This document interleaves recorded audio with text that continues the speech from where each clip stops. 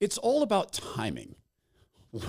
And Eric Adams, I gotta try to get some way to understand Eric Adams and his way of thinking in his construct of, I am going to step on the sacred button of Democrat politics. I'm going to step on the third rail. I'm going to jump up and down on the third rail, and nothing's going to happen to me, because I think that's what he did, and he did it for political survival. And he did it in light or in defiance of the fact that his party had signaled, wait, those are the new special ones. Don't you dare criticize the special ones. So Eric Adams is being charged with corruption and taking bribes. And the same activities that the figureheads Biden did and his family did, the same exact activities, but Eric Adams is being charged. Now, if I was a different cat, I might come along and say, ooh, let's see. Eric Adams has dark skin. He is a BIPOC. Biden has white skin. He's a white man. He's an oppressor. Look at that. The oppressor is not being charged, but the oppressed is being charged. Hey, this is a race issue. You know what? I haven't heard that. I haven't heard that from anybody in the Mockingbird media. There's a race issue to this. But I do want you to see part of, at least, Eric Adams' statements, and then part of why I think he is being put through this, because it actually does matter at this layer of corruption. If you're seeing this on Friday, the 27th of 2024, September 27th, 2024, you're watching it. Yesterday, Zach Abraham had another one of his very, very successful free live webinars. If you missed that, you weren't able to attend, let me give you kind of a download. So Zach is now educating people about how current events, things like this, are affecting retirement portfolios, because they should be affecting your retirement portfolio. You got 5, 10, 15 years from retirement. This stuff should be affecting it. The arrest, or rather the charging of a major player in American politics, the mayor of New York, should have an effect. A second assassination attempt against the Republican candidate for president should have an effect on the market. It's not. The consumer price index dropping, confidence index dropping, consumer confidence index dropping precipitously. That should have an effect on your retirement account, but it's not. The overvaluing of stocks by 1 trillion times should have an effect on your retirement account, but it's not. All those pressure points are building up. If you think of your retirement account as a roof over your future, you think of these things as snow, eventually the roof begins to crack. It is a matter of time before the cracking occurs, because just like the physics of a roof holding up now 20,000 pounds of snow on the 25th thousandth pound, the cracks begin. That's physics. It's math. Math. Eventually, this stuff will affect your retirement accounts. So get ready. Bulwark Capital Management is engaged in risk management. That is Zach's obsession. He's the chief investment officer there. They do that through active management of portfolios, every single portfolio, which can reduce risk and volatility. It can.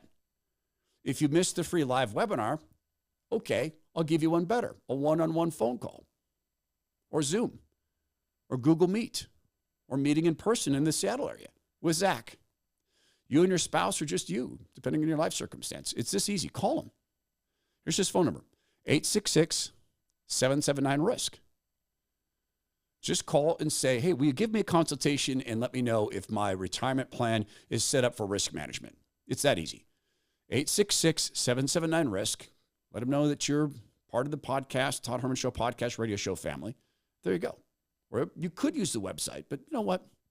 Call them. 866-779-RISK. Investment advisory services offered through Trek Financial LLC, an SEC-registered investment advisor. The opinions expressed in this program are for general informational purposes only and are not intended to provide specific advice or recommendations for any individual or on any specific security. Any references to performance of securities are thought to be materially accurate, and actual performance may differ. Investments involve risk and are not guaranteed. Past performance doesn't guarantee future results. Trek 24308. If you read the indictment papers, the full indictment of Eric Adams, he's effectively being indicted for what Joe Biden did and Hunter Biden did. And in my judgment, Nancy Pelosi did. and many, many others in governments, high up in government to this day did. Eric Adams addressed the charges. My fellow New Yorkers, it is now my belief that the federal government intends to charge me with crimes. If so, these charges will be entirely false, based on lies. But they would not be surprising. I always knew that if I stood my ground for all of you, that I would be a target, and a target I became. For months, leaks and rumors have been aimed at me in an attempt to undermine my credibility and paint me as guilty. Just this past week, they searched the home of our new police commissioner, looking for documents from 20 years ago. Looking for documents from 20 years ago. I remember a rape trial. No witnesses, no police report. The woman who made the charges became a big fan of the man she says assaulted her. She loved his TV show. She wanted to say rape is sexy. It was like 20 years ago. And then some billionaires came along, backed the lawsuit, and he stood by Eric Adams and let it happen. I mean, he couldn't stop it. He's the mayor. He's not the dictator. Well, no, I guess the governor of New York is their dictator. I don't think he said anything about that. 20 years. Huh. Well, that's interesting. Just 1 week after he joined my administration. Enough. I will fight these injustices with every ounce of my strength and my spirit. If I'm charged, I know I am innocent. I will request an immediate trials so the New Yorkers can hear the truth. New Yorkers know my story. They know where I come from. I have been fighting injustice my entire life. Well, no. In your city, a corrupt prosecutor went after President Trump on a paperwork violation. This would be akin to you and I mislabeling something in our checkbook back in the days where we were the checkbooks. It would be like us saying, okay, this was a payment for gasoline, when in fact this was a payment for groceries. And then a prosecutor coming along and saying, I know that the statute of limitations has expired on that, but we're going to go ahead and turn this into 36 felonies. He stood by and let that happen. He said nothing about it. That same prosecutor had also magically turned felonies into misdemeanors, violent felonies into misdemeanors, so he could have his stated goal of equity, meaning in that case, putting more violent criminals on the street. Eric Adams said nothing about that. That fight has continued as your mayor. No, it hasn't. Despite our pleas, when the federal government did nothing as its broken immigration policies overloaded our shelter system with no relief, I put the people of New York before party and politics. And that's the game. There are third rails in any closed system society. There are third rails. I was in the parking garage in Seattle having a conversation with an investor in my internet radio network. And I came to learn that that particular investor was actually not. It wasn't actually his money he was using to invest, not his fund's money.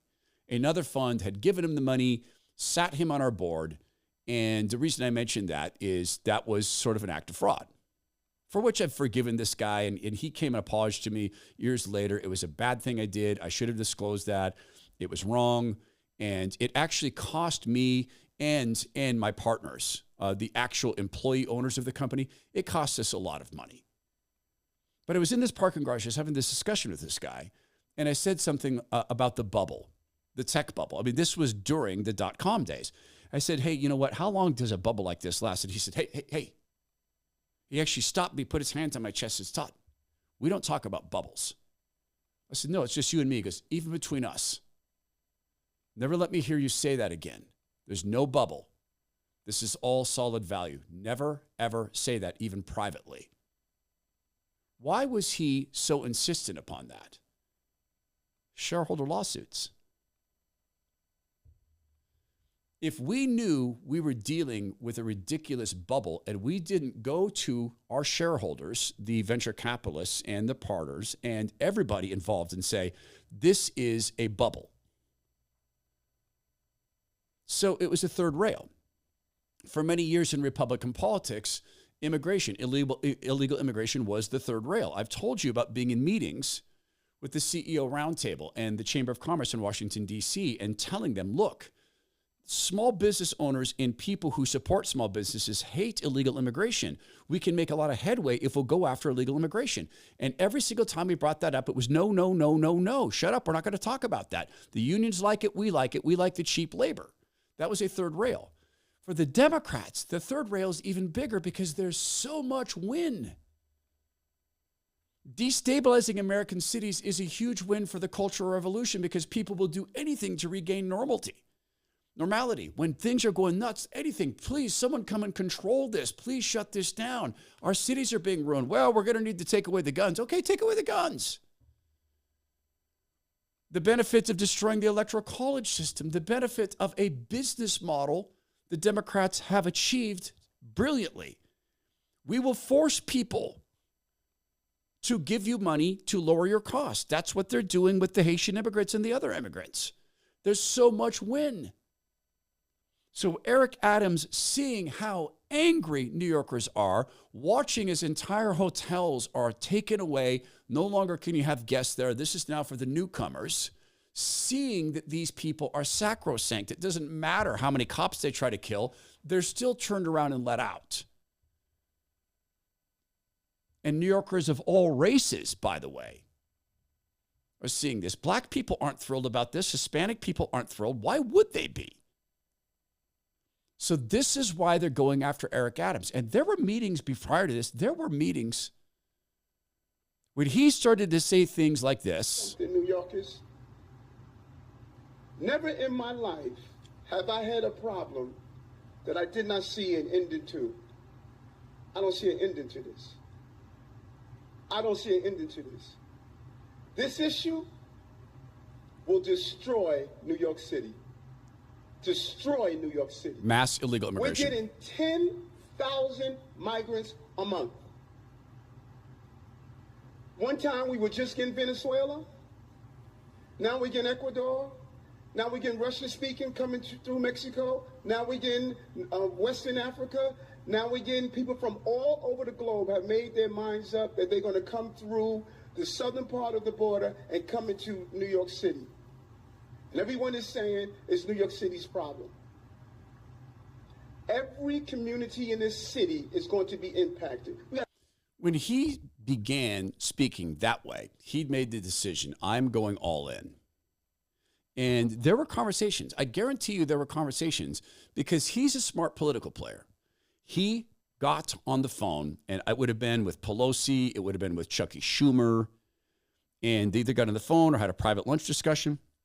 And he said, I have got to push back against this. I'm going to lose election. And they probably said to him, Eric, listen to me. We're going to take care of you. You'll be a senator. You'll be at the DOJ. It's a cabinet level position. We're going to take care of you, man. You just need to just be quiet on this issue. Like you can do things. You can do things quietly. Your cops can do a few things. Listen. And they could say this, look, okay, listen. When people go after cops, when immigrants go after cops, then make a case of that. Make them an example, and then that'll make people happy. That can be your bread and circuses, but you cannot criticize the policy. You can't do that. And he apparently didn't get what he needed in the way of assurances, or perhaps there's a little part of him, a tiny little part that really does think this is completely unjust. Perhaps there's a little tiny bit of the corner of his soul where he's looking at this, you're destroying my city. Maybe he really does love New York. Maybe this is the thing that took Eric Adams, the grifting politician who doesn't give a hoot about justice, and pushed him into a corner, and all of a sudden he's caring about justice. But I tend to think it's the other thing. I tend to think the meeting didn't go his way. And so he pushes all in. And we'll try this in the court of public opinion. Do I think he's taking bribes? Yes. Why? Because he's a Democrat mayor of a major American city. That's why. Because the game is compromised. Do I think Nancy Pelosi is taking bribes? She is a walking, breathing bribe. We talked earlier today about Visa and her IPO participation in that. She pretended to not know what Steve Kroft was talking about. Like, how'd you get to do that? We talked about her husband dumping $500,000 in Visa stock just before Visa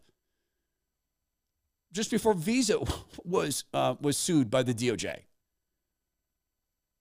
And of course, the Biden crime family. They went after him because he decided that he had power. That's it. And what they're showing him is, Eric, we told you. We're the only ones with any real power. To which I tell them, looking in the eye of a tyrant who had the power to kill his body, the Lord Jesus looked at him and said, you have no power over me but that which my Father grants. DOJ, Merrick Garland, you have no power save for that which God is allowing you to have for our good. You may think you're crushing us. What you're doing is aiding God in whatever his plan is, which I know to be for our good. And I'm guessing his plan is to continue to show how nakedly corrupt you are. Because as he does that and makes you reveal more and more of that, more and more people are coming to him through biblically observant churches who welcome them with open arms, put them into small groups, and create connections for them.